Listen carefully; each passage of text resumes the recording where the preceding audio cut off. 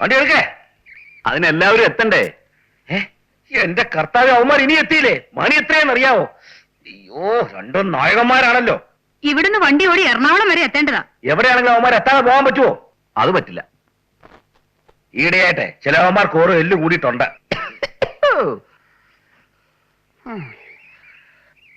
അവന്റെയൊക്കെ അമ്മയുടെ 16-ന് പോയിരിക്കുക. ഒരുത്താണ് ഞാൻ ദിഗ്ഗം വെച്ച് കയറിയേനെ. ഓ, പക്കത്തെ ചേട്ടനെ കൊള്ളാഞ്ഞിട്ടാ, വേറെ ആളെ കിട്ടാത്ത പോലെ. വെറുതെ മൂപ്പിക്കല്ലേ അമ്മണി ചേച്ചി, അവന്മാര് വരും. എടാവേ, നിന്റെ സപ്പോർട്ടൊന്നും വേണ്ട കേട്ടോ. അടുത്ത കൊല്ലം പോലെ സിംഗിൾ ഹീറോയുടെ നാടകമേ ഞാൻ എഴുതൂ. അത് കാണാൻ ആര് വരും? ആക്കല്ലേ എല്ലാം കൂടെ എനിക്കിട്ട് പണിയാൻ നോക്കിയാലേ മനസ്സിൽ ഇരിക്കത്തേ ഉള്ളൂ. കർത്താവേ, എന്നും ഇങ്ങനെ വയറു നിറച്ച് ആഹാരം കഴിക്കാനുള്ള യോഗം ഉണ്ടാവണേ. ആക്രാന്തം കാണിക്കാതെ, ഇത് ആരും എടുത്തോണ്ട് പോകുന്നില്ല. ഒന്ന് പതുക്കെ തിന്നെ.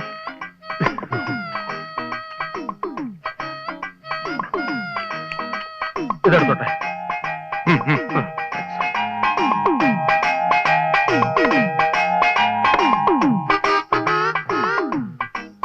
പ്രഭേ, ആഹാരം കഴിച്ചിട്ട് അല്പം റെസ്റ്റ് ഒക്കെ എടുത്തിട്ട് ഇവിടുന്ന് പോയാൽ മതി.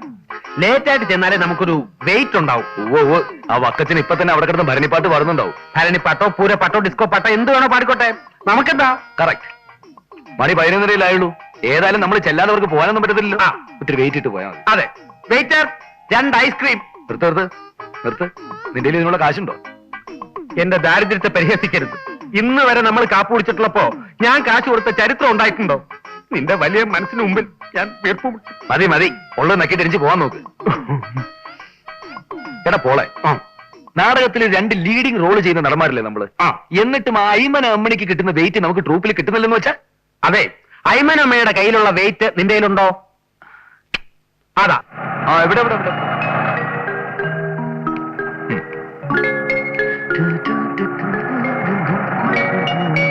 എത്തിയോ? എനിക്കെന്തോ വലിയ അപകടം വരായിരുന്നതാ. നിങ്ങൾ ട്രൂപ്പിൽ വന്നോടെ അത് മാറിക്കിട്ടി. എന്തോ വന്നു കയറിയതാ. ഞങ്ങളായിട്ട് വലിഞ്ഞു വന്ന് കയറിയതൊന്നുമല്ലോ. ഞങ്ങൾ രണ്ടുപേരും വീട്ടിൽ അഡ്വാൻസ് ആയിട്ട് വന്ന് കാല് പിടിച്ച് മറന്നുപോയോ? എന്നും വെച്ച് നിങ്ങൾക്കായിട്ട് കാത്തി കിടക്കാൻ പറ്റുമോ? വേണ്ട, കിടക്കണ്ട. ഒരു നടനെ സംബന്ധിച്ചിടത്തോളം ഗ്ലാമറിലാണ് അവന്റെ നിലനിൽപ്പ്. ദിവസം 7 മണിക്കൂറെങ്കിലും ഉറങ്ങില്ലെങ്കിൽ അവന്റെ ഗ്ലാമർ പോവും. ഇപ്പൊ 4 മണിക്കൂർ ഉറങ്ങിട്ടാ വരുന്നത്. ഇനി 3 മണിക്കൂർ ഉറങ്ങാൻ ബാക്കി കിടക്കും. അതെ, ഇവന്റെ മുഖത്തോട്ട് നോക്ക്. ഉറങ്ങാതെ മുഖം വവ്വാലി ചപ്പി അടക്കിയ പോലെ. എന്റെ മുഖത്തോട്ട് നോക്ക്. ഓരോ ദിവസം കണ്ണ് ചെറുതായി വരിക. മതി. വലിയ ഡയലോഗ് ഒന്നും പറയണ്ട. വണ്ടി കയറൂ പ്ലീസ്.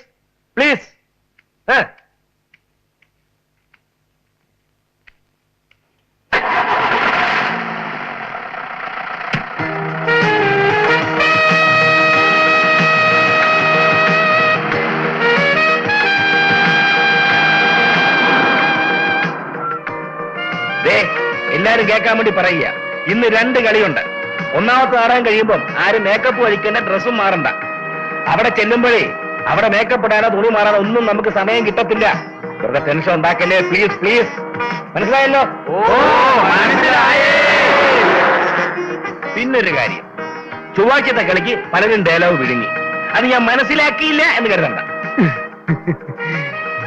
എല്ലാരും ഡയലോഗ് ഒന്ന് പറഞ്ഞു നോക്കൂ. പറയൂ പ്ലീസ്. ഇതിപ്പോ ആദ്യത്തെ കളിയൊന്നും അല്ലല്ലോ ഡയലോഗ് പഠിക്കാൻ. നിന്റെ കാര്യം എന്നാ പറഞ്ഞത്? പ്ലീസ്. പോള് ഇവനാ വിഴുങ്ങുന്നത്. ഞാൻ ഡയലോഗല്ലേ വിഴുങ്ങാറുള്ളൂ, സീൻ മൊത്തത്തിൽ വിഴുങ്ങാറില്ലല്ലോ. പ്രഭയും പോളും ഇങ്ങനെ തുടങ്ങിയാലോ? നിങ്ങൾക്കൊന്ന് സഹകരിച്ചൂടെ? ഞങ്ങളെ വിട്ടേക്ക്. അമ്മണി ചേച്ചി ചേട്ടനുമായിട്ട് അങ്ങ് സഹകരിച്ചാ മതി. അതിനിപ്പൊ തന്നെ അവര് സഹകരിക്കുന്നുണ്ടല്ലോ.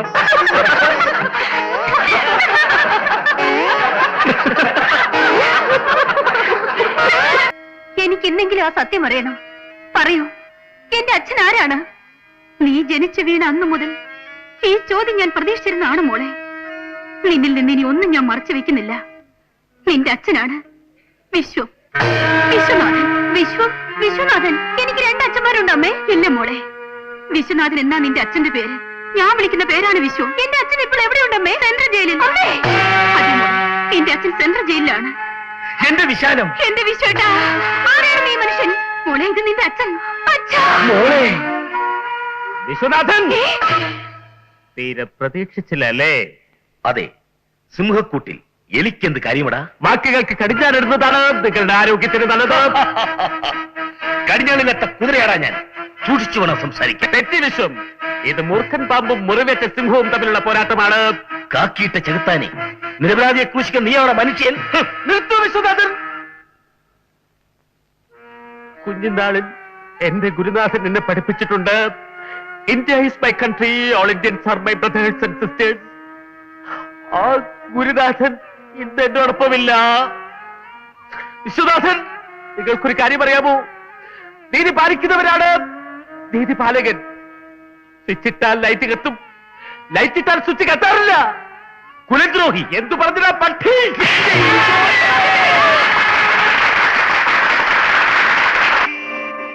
ഒരുമാതിരി മറ്റേടത്തെ പണി കാണിക്കരുത്. എടാ, എന്നോടുള്ള വൈരാഗ്യം തീർക്കുന്നതേ സ്റ്റേജ് വെച്ച് കണ്ണക്കുറ്റി കടിക്കാനോടാ? ഞാൻ മനഃപൂർവ്വം ചെയ്തെന്നാണോ വക്കച്ചൻ പറയുന്നത്? പൊസിഷൻ മാറി ഇന്ന് ആർക്കായാലും അടി കൊള്ളും. ഒരടി കൊണ്ടാൽ എന്ത് വേണ്ടു? സീൻ കലക്കിയില്ലേ? എന്തൊരു കയ്യടിയായിരുന്നു. അത് മനസ്സിലാക്കാനുള്ള വിവരം വേണ്ട ഇയാൾക്ക്. ഞാൻ കാശും തരണം, നിന്റെ ഒക്കെ തല്ലും കൊള്ളണം അല്ലേടാ? വക്കച്ചൻ ചേട്ടൻ ഇങ്ങനെ ചൂടാകേണ്ട യാതൊരു ആവശ്യമില്ല. ഇതൊക്കെ ഒരു സ്പോർട്സ്മാൻ സ്പിരിറ്റിൽ എടുക്കണ്ടേ? ഈ സ്റ്റേജിൽ വെച്ച് അടി കൊള്ളുന്നതൊക്കെ സർവ്വസാധാരണമാണ്. അത് കൊള്ളാലോ. ഈ കണക്കിന് ഒരാളെ കുത്തുന്ന സീനാണ് നിങ്ങൾ ശരിക്കും കുത്തിക്കൊല്ലുവോ? ഓ, അടി കൊണ്ടത് വക്കച്ചൻ ചേട്ടനാണെങ്കിലും വേദനിച്ച് അമ്മണി ചേച്ചിക്കാണല്ലോ. ഒരുമാതിരി തമ്പരാജി പറയരുത് കേട്ടോ. എന്റെ തന്തയ്ക്ക് വിളിച്ചാണ്ടല്ലോ. വിളിച്ചാൽ നീ എന്ത് ചെയ്യും? തല്ലുവോ? തലടാ. തനിക്ക് ധൈര്യമുണ്ട് ഒരു പ്രാവശ്യം കൂടി വിളിച്ചു നോക്കണം മാപ്പിളെ. അടിച്ചെന്നെ മോന്ത്ര ഷേപ്പ് ചെയ്യാൻ പറ്റും. ഓഹോ, നീയൊക്കെ എന്നെ തല്ലാറായല്ലേ? ഇനി നിന്നെയൊക്കെ വെച്ച് നാടകം കളിക്കുന്ന പ്രശ്നമേ ഇല്ല. ഒതുക്കണ വണ്ടി. എറണാകുളത്ത് എറണാകുളത്ത് എറണാകുളത്ത് നീയൊക്കെ എന്ത് വിചാരിച്ചു? രണ്ടാം കളി ഉള്ളതുകൊണ്ട് ഇത് പോക്കൃത്രം കാണിക്കാൻ വന്നു. എറണാകുളിയിലെ ഓട്ടെ വക്കറ്റിനിട്ട കള. അവർക്ക് അറിയാതെ പറ്റിയതല്ലേ? അറിയാതെ പറ്റിയതൊന്നുമല്ല, മനഃപൂർവ്വം ചെയ്തതാ. ഇറങ്ങാനാ പറഞ്ഞത്. അങ്ങനെ പേടിപ്പിക്കാതെ. ഈ നാട്ടിൽ തന്റെ ഒരു ഉണക്ക ട്രൂപ്പ് മാത്രമല്ല ഉള്ളത്. ഉണ്ടടാ, വേറെ നല്ല ട്രൂപ്പുകളുണ്ട്. പക്ഷെ നിന്നൊന്നും ഒറ്റ സാർ നിർത്തില്ലടാ. ഇപ്പൊ ഇവന്മാരെ ഇറക്കി വിട്ടാൽ നമ്മൾ പീച്ചാനിക്കാട് അമ്പലത്തിലെ രണ്ടാം കളി എങ്ങനെ കളിക്കും? വേണ്ട, നാടകം കളിക്കണ്ട. അമ്പലക്കാർക്ക് എന്ത് കഷ്ടം വന്നാലും ഞാൻ കൊടുത്തോളാം. പക്ഷെ ഉമ്മാരെ വെച്ച് കളിക്കില്ല. എറണാകുളത്ത് നമ്മളിങ്ങനെ തല്ലി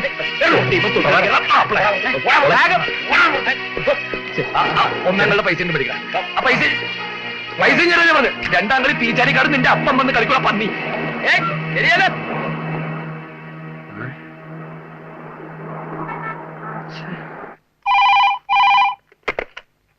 yes, S I here. Sir, sir, night petrol ഉണ്ട് സാർ. സാർ, ഭ്രാന്തന്മാരുടെയും പാതിരിയുടെയും ഒക്കെ വേഷത്തിലാണ് സാർ ഇപ്പൊ ചെന്ന് മോഷണം നടത്തുന്നത്. സാർ, തേവരയിൽ വീട്ടിൽ ഇൻസ്പെക്ടർ വേഷത്തിൽ ചെന്ന് വിരട്ടിയാണ് മോഷണം നടത്തിയത്. സാർ, അത് സാർ ഭിക്ഷക്കാരന്റെ വേഷത്തിൽ ചെന്ന് ഭിക്ഷ ചോദിച്ചാണ് മാല പൊട്ടിച്ചുകൊണ്ട് ഓടിയത്. സാർ, സാർ, ഇന്നത്തെ പെട്രോളിന് ഞാനും പോകുന്നുണ്ട്. എന്നാൽ ഈ പാതിരാത്രിക്ക് അയാൾ നമ്മളെ ഇറക്കി വിട്ടില്ലേ? അയാൾ നമ്മളൊന്ന് വിരട്ടാൻ വേണ്ടി ചെയ്തതല്ലേ? അയാൾ ഇപ്പൊ തന്നെ തിരിച്ചു വരും. നമ്മളില്ലാതെ അയാൾ എങ്ങനെ സെക്കൻഡ് കളി കളിക്കും? അയാൾ തിരിച്ചു വരുമെന്ന് എനിക്ക് തോന്നുന്നില്ല.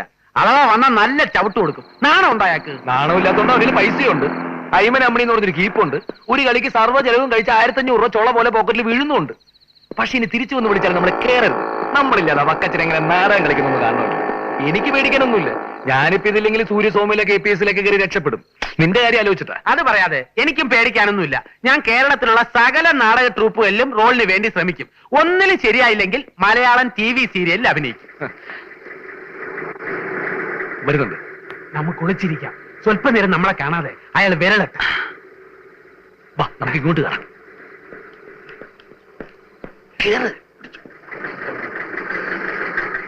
വരുന്നുണ്ട്. അതിനെ 25 രൂപ കൂടുതൽ എന്നാലും നാളെ മുതൽ കളിക്ക് വരുള്ളൂ. ഞാൻ വരട്ടുന്നത് നീ നോക്കിക്കോ.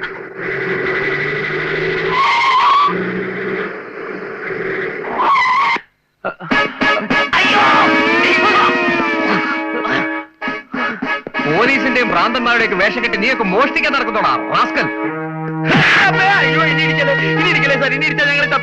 സത്യം പറഞ്ഞു, തൊണ്ടി സാധനങ്ങൾ എവിടെയാ കുഴിച്ചിട്ടിരിക്കുന്നത്? അതിന് ഞങ്ങൾ കള്ളന്മാരല്ല സാർ. എടാ, ഏതെങ്കിലും കള്ളന്മാർ ഇതുവരെ കള്ളനാണെന്ന് സംഭവിച്ചിട്ടുണ്ടോ? ഇല്ല. എന്താണ് പഠിക്കാത്തത്?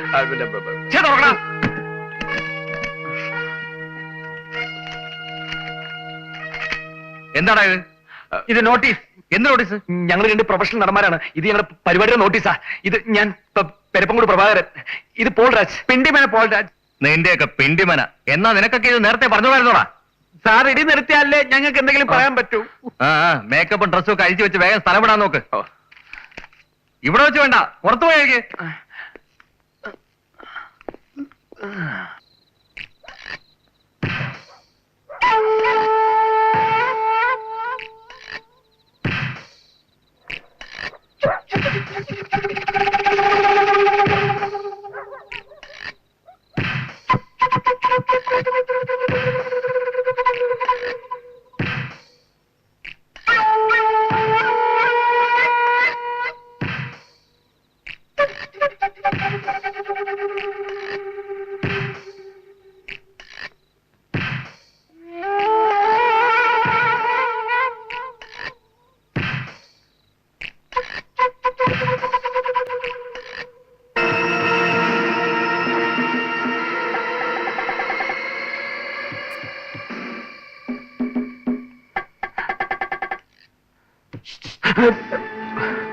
സലാം.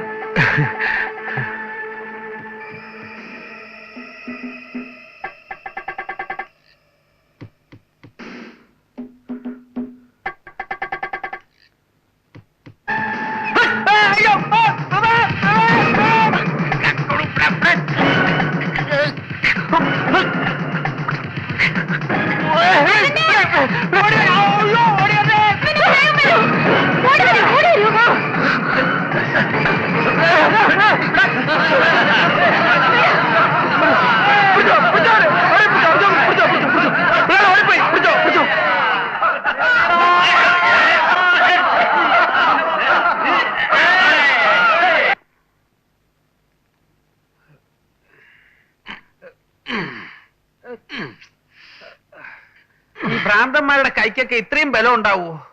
സ്വബോധമുള്ളവരായിരുന്നെങ്കിൽ പറഞ്ഞു വെക്കാമായിരുന്നു. ഇത് മുഴുവൻ വട്ടന്മാരല്ലേ. ആ ദുഷ്ടൻ ഞെക്കിയതിനേക്കാളും കടുപ്പത്തിലാണല്ലോ നീ ഞെക്കുന്നത്. അമ്മച്ചി അവിടെ പോയി. അമ്പലത്തിൽ പോയി. എനിക്ക് വേണമെന്ന് പറഞ്ഞ എന്തു പറ്റി മക്കളെ? ഒന്നുമില്ല അമ്മച്ചി, ഇവൻ പ്രാന്താശുപത്രിയില് ഭ്രാന്താശുപത്രി പോകുന്നതിന് മുമ്പ് ചെറുതായിട്ടൊന്ന് ബസ്കി എടുത്തു. ബസ്കിയോ? എക്സസൈസ്. ഞാൻ വെള്ളം ചൂടാക്കി തരാം. നല്ലോണം ആൾ കുടിച്ചാൽ മതി, വേദന മാറും. അതൊന്നും വേണ്ട അമ്മച്ചി, ഇവനൊക്കെ ഒരു പതിവാ.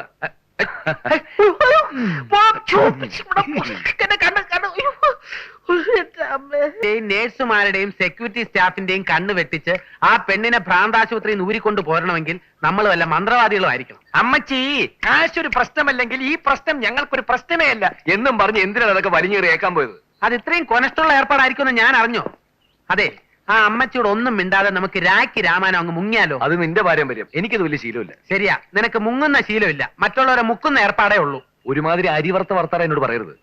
ഡയലോഗ് അടിക്കാൻ സ്റ്റേജ് അല്ല, പബ്ലിക് റോഡാ. പബ്ലിക് റോഡും പെട്രോൾ ബങ്കും ഒന്നും എനിക്കൊരു പ്രശ്നമേ അല്ല. വാക്കുകൾ കൊണ്ട് അമ്മാനമാടി വളർന്നവനാണ് ഈ പിണ്ടിമന പോൾരാജ്. സ്റ്റേജിൽ ഡയലോഗ് തെറ്റിക്കുന്നതിന് ആ വക്കച്ചൻ നിന്നെ പിടിച്ച് അമ്മാനമാണെന്ന് ഞാൻ കണ്ടിട്ടുണ്ട്. എന്ത് പറഞ്ഞതാ നിന്നെ ഞാൻ? എന്ത് ഇവിടെ ആത്മാർത്ഥ സുഹൃത്തിനെ മർദ്ദിക്കാൻ വേണ്ടി മാത്രം വിവരം കെട്ട തെണ്ടിയല്ല ഞാൻ. I love you. എന്താ എത്ര പെട്ടെന്ന് ഐ ലവ് യു? അത് നിനക്ക് മനസ്സിലായില്ല? എനിക്ക് വിശക്കുന്നു. നമുക്ക് ലൈറ്റ് ആയിട്ട് എന്തെങ്കിലും വിശാലമായിട്ട് കഴിച്ചാലോ? എന്നെ കൊണ്ടൊന്നും പറയരുത്. ആ പെണ്ണിനെ രക്ഷപ്പെടുത്താനുള്ള വഴി ഇപ്പൊ ഒലത്തിക്കളയാന്ന് പറഞ്ഞിട്ട് നേരം കുറെ ആയല്ലോ, ഇതുവരെ ഒന്നും കണ്ടില്ലല്ലോ. ഇതിപ്പോ സാധാരണ ടൈപ്പ് ആശുപത്രിയിൽ നിന്ന് രക്ഷപ്പെടുത്താനായിരുന്നെങ്കിൽ എന്റെ മനസ്സിൽ 19 വഴികളുണ്ട്. ഭ്രാന്താശുപത്രി ആയിപ്പോയില്ലേ? കിട്ടിയ ഐഡിയ. എന്തോന്ന് ഐഡിയ? നാടകത്തിൽ നീ ഭ്രാന്തനായിട്ട് കലക്കുന്നതല്ലേ, യഥാർത്ഥ ജീവിതത്തിലും ആ കളി ഒന്ന് കളിച്ചു നോക്കിയാലോ? ട്രിപ്പ് കൊടുത്തില്ലേ? അത് മതി. ആ യെസ്. നമസ്കാരം ഡോക്ടർ. ആ മതി. നമസ്കാരം, ഇരിക്കും. താങ്ക്സ്. ഈ കോസ്റ്റ്യൂമർ എവിടെ പോയി കിടക്കുക? ഇവനൊക്കെ ഡ്രസ്സ് വെക്കാൻ ഏൽപ്പിച്ച് എന്നെ വേണം തല്ലാൻ. സമയത്തിന് ഡ്രസ്സ് കിട്ടിയില്ലെങ്കിൽ ഞാൻ പാക്കപ്പ് ചെയ്തിട്ട് പോകും കേട്ടോ. ഇരിക്കും. ഞങ്ങൾ തിരുവനന്തപുരത്ത് നിന്ന് വരിക. ഇതെന്റെ ആത്മാർത്ഥ സുഹൃത്ത് പ്രശാന്ത്. ഇവൻ സിനിമയിൽ അഭിനയിക്കാൻ വേണ്ടി നടന്ന് ഇപ്പോ നോർമൽ അല്ല. മമ്മൂട്ടിയെ പോലെ ഡ്രസ്സും ചെയ്ത് കറുത്ത കണ്ണടയും വെച്ച് എപ്പോഴും ഈ നടപ്പാ. ഇന്നലെ അമരത്തിലെ മമ്മൂട്ടിയാണെന്നും പറഞ്ഞ് കരയിൽ കിടന്ന വഞ്ചികളെല്ലാം കടലിൽ ഇറക്കിയിട്ടു. ആ മുക്കോമാരെല്ലാം കൂടെ ചേർന്ന് പൊതിരെ തല്ലി. എന്റെ മക പരൂഷ ഫസ്റ്റ് ക്ലാസ്സിൽ പാസ്സായി. കാക്ക മലന്ന് പറക്കൂന്ന് പറഞ്ഞിട്ട് ഇപ്പൊ എന്തോ ആയി. എന്താണ്ടാ മുണ്ടാട്ട മുട്ടിപ്പോയ എന്റെ മകളെ ഞാൻ വക്കീലാക്കും, ഡോക്ടറാക്കും, കളക്ടറും ആക്കും. ഇതൊന്നും അല്ല, ചിലപ്പോ മോഹൻലാൽ ദേഹത്തേറും. ഡോക്ടർ, അവിടെ പ്രശ്നം, ഇവിടെ പ്രശ്നം, അങ്ങനെ മൊത്തത്തിൽ പ്രശ്നമാണ്. ഇതൊക്കെ സഹിക്കാം. ചിലപ്പോ ആദ്യ ഭാവത്തിൽ അഭിലാഷ ആവുമ്പോഴാണ് ഏറ്റവും കുഴപ്പം. നിന്ന നിൽപ്പിൽ ഉടുത്തിരിക്കുന്ന തുണി എല്ലാം പറിച്ചു കളയും. അതിനാ ഞാൻ ഈ ബെൽറ്റ് ഇട്ടിരിക്കുന്നത്. പേരെന്താന്ന് പറഞ്ഞേ? പോൾരാജ്. നിങ്ങളുടെ പേരല്ല? ഓ, പ്രശാന്തിന്റെ. പ്രശാന്ത്. എന്തൊക്കെയുണ്ട് പ്രശാന്ത് വിശേഷങ്ങൾ? അയ്യോ ദേ വെറും പ്രശാന്ത് അല്ല, കെ പ്രശാന്ത്. Okay okay. ആ നോട്ടെ. ഇതത്ര സീരിയസ് ആയ അസുഖമല്ല, ഒരു സിനിമാ നടനാകാൻ കഴിയാത്തതിലുണ്ടായ ഡിപ്രഷനാ. അയ്യോ അങ്ങനെയല്ല ഡോക്ടർ. 2-3 സൈക്യാട്രിസ്റ്റുകളെ കാണിച്ച ഒരു കുറവുമില്ല. ഇവിടെ അഡ്മിറ്റ് ചെയ്തേ ഒക്കൂ, ഇല്ലെങ്കിൽ ആകെ കുഴപ്പമാ. ഒരു കുഴപ്പമില്ല, ഞാൻ മരുന്ന് തരാം. കുറച്ച് ദിവസം വീട്ടിൽ പോയി റെസ്റ്റ് എടുത്താൽ മതി. അയ്യോ അങ്ങനെ പറയരുത് ഡോക്ടർ. അഡ്മിറ്റ് ചെയ്തേ പറ്റൂ. രാജകുടുംബത്തിൽ പറഞ്ഞ പയ്യനാ. എത്ര രൂപ മുടക്കാനും തയ്യാറാ. അഡ്മിറ്റ് ചെയ്യാൻ മാത്രം ഒന്നുമില്ലെന്നേ.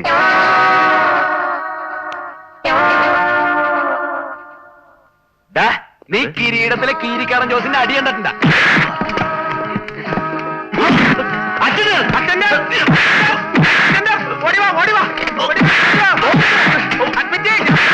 ഞാൻ പറഞ്ഞില്ലേ സീരിയസ് ആണെന്ന്. ആദ്യമേ പറഞ്ഞു.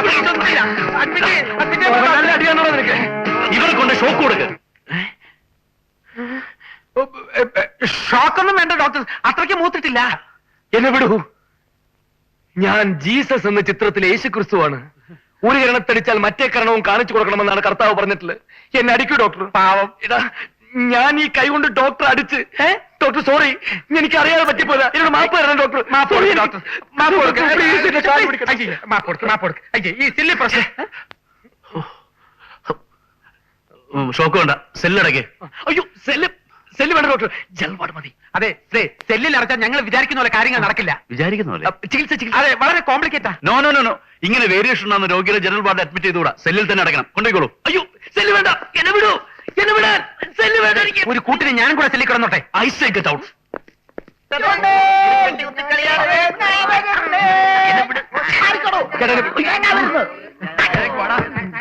ചേട്ടന്റെ വീട് എനിക്ക് സെല്ലിൽ അടയ്ക്കാൻ പാത്തുള്ള പ്രാന്തായിട്ടില്ല. ചേട്ടാ പടിപ്പടിയായിട്ടില്ലേ പ്രൊമോഷൻ വേണ്ടത്?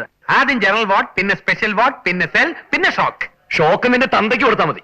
അയ്യോ വയലന്റ് ആവരുത് ചേട്ടാ. മുട്ട അടിക്കേണ്ടി വരുമോ? മുട്ട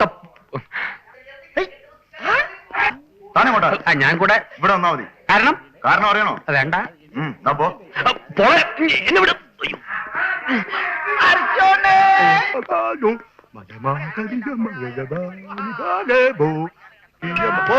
പട്ടണം പാച്ചു.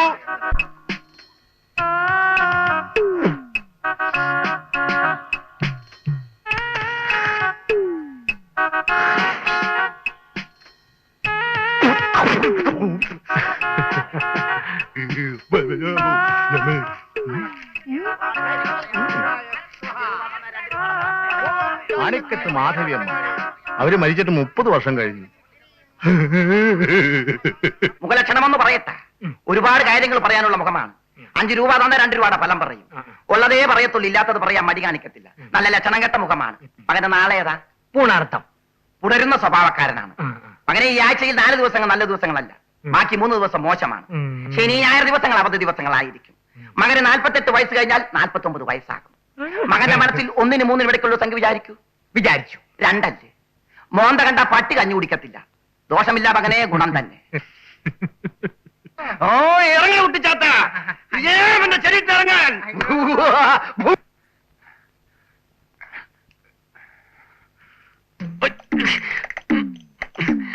എന്നെ പിടിയേട്ടാ, എനിക്ക് ജനറൽ വാർഡ് മതി.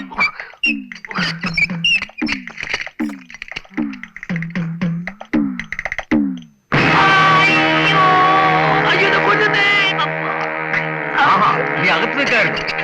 ഇറങ്ങിയോ? കണ്ണ് തെറ്റിയാ മതി. എന്തിന്?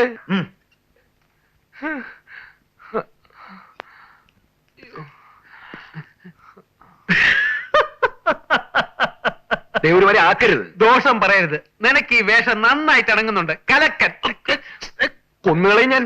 അവന്റെ ഒരു ഒടുക്കത്തെ പദ്ധതിയും പ്ലാനും ജനറൽ വാർഡെന്നൊക്കെ പറഞ്ഞിട്ടേ അവസാനം ഇപ്പൊ സെല്ലിനകത്തായി. അതെ, നിന്റെ ആക്ഷൻ കുറച്ച് കൂടി പോയതുകൊണ്ടാ. ചില്ലറ ഐഡിയാണോ ഡോക്ടർ ഇടിച്ചത്? നീയല്ലേ പറഞ്ഞ മമ്മൂട്ടി മോഹൻലാലിനെ കുറച്ച് ഓവറായിട്ട് അഭിനയിക്കാൻ? മമ്മൂട്ടി മോഹൻലാലാണെങ്കിൽ ഡോക്ടർ ഇടിക്കോ?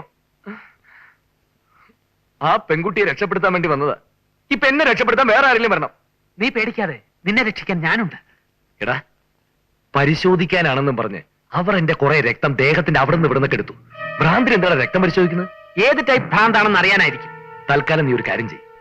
ആ യമുന എവിടെയാണ് കിടക്കുന്നതെന്ന് പോയി നോക്കിയിട്ട് വാ. പിന്നെ ആർക്കും സംശയം തോന്നാത്ത രീതിയിൽ ഇവിടെ പോവാൻ. പ്രഭേ, ഞാനൊരു മണ്ടനാണെന്ന് നിനക്ക് സംശയം തോന്നുന്നുണ്ടോ? മുമ്പ് എനിക്ക് അങ്ങനെ സംശയം ഉണ്ടായി. ഇപ്പൊ ഉറപ്പായി. പോ.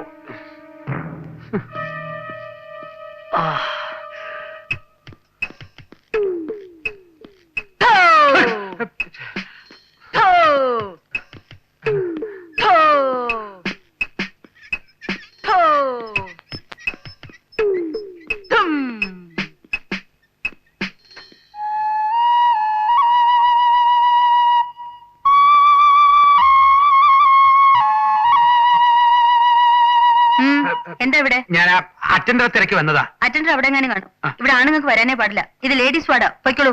നമസ്തേ.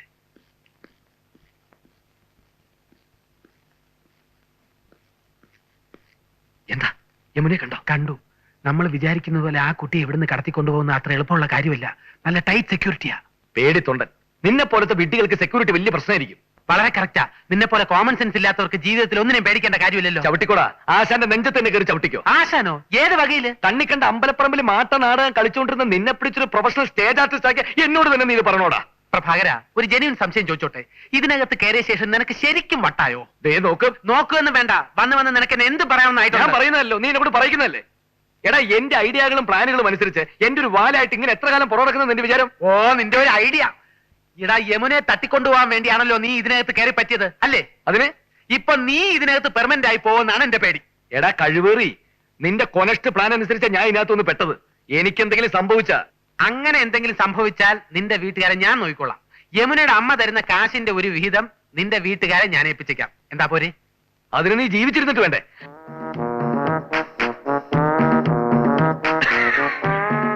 പിണങ്ങിയ അങ്ങനെ വഴിക്കുവാ. അത് നീ